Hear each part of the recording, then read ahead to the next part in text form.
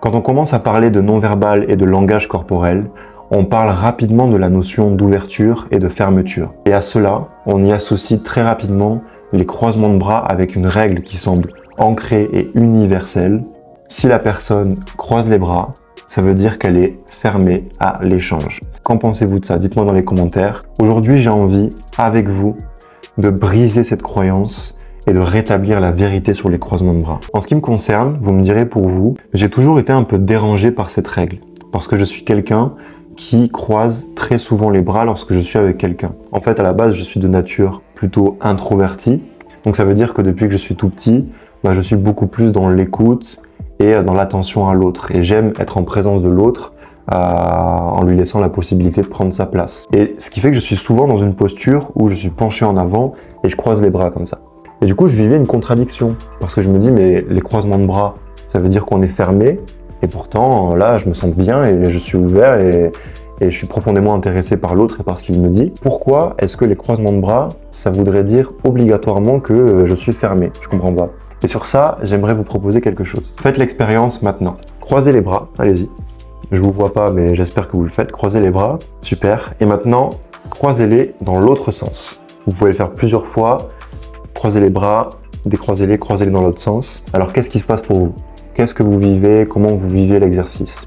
Il y a de fortes chances pour que ce soit un peu difficile. Et il y a une bonne raison à ça, c'est que nous croisons les bras pratiquement toujours de la même manière, et pour une bonne raison. Parce que les croisements de bras sont propres à nous, ils sont propres à la personne, et ils permettent avant toute chose, un retour sur soi. Les croisements de bras sont neutres, ils ne sont ni de l'ouverture, ni de la fermeture, en fait ça va dépendre d'autre chose. La différence entre les deux, ça se situe beaucoup finalement au niveau de la position que prend la personne, notamment sur une chaise.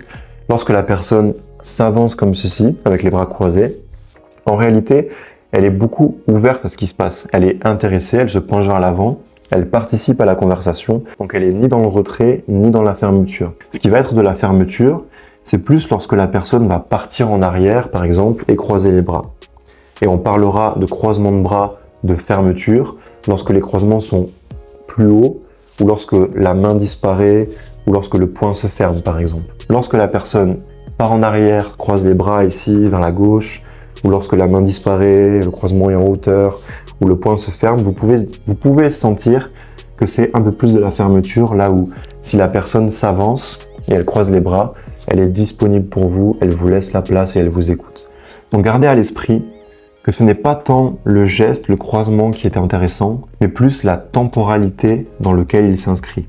C'est parce que vous aurez dit quelque chose ou abordé un sujet, et là vous observez la personne partir en arrière, croiser les bras, vous sentez que quelque chose se passe. Et donc vous pouvez la questionner, par exemple, sur ce qu'elle pense de ce que vous avez dit. Là où la personne démarre ici en arrière, mais vous vous mettez à changer de sujet, la personne se penche, vous sentez qu'il y a plus d'intérêt. Thérèse Renaud disait que le choix d'une liberté n'est pas aisé à faire si l'on est soi-même sous l'emprise de faux semblants. Et aujourd'hui, vous savez que les croisements de bras, potentiellement signes de fermeture, peuvent signifier et montrer que la personne est ouverte et 100% disponible pour vous. Tout comme vous pouvez vous aussi croiser les bras et pourtant être 100% disponible pour l'autre. Donc si ce sujet vous plaît, que le non-verbal vous intéresse, vous pouvez cliquer sur le lien dans la description pour aller plus loin et démarrer l'aventure. Vous pouvez aussi liker cette vidéo, vous abonner si ce n'est pas déjà fait. Et quant à moi, je vous dis merci et à très vite pour un prochain moment ensemble.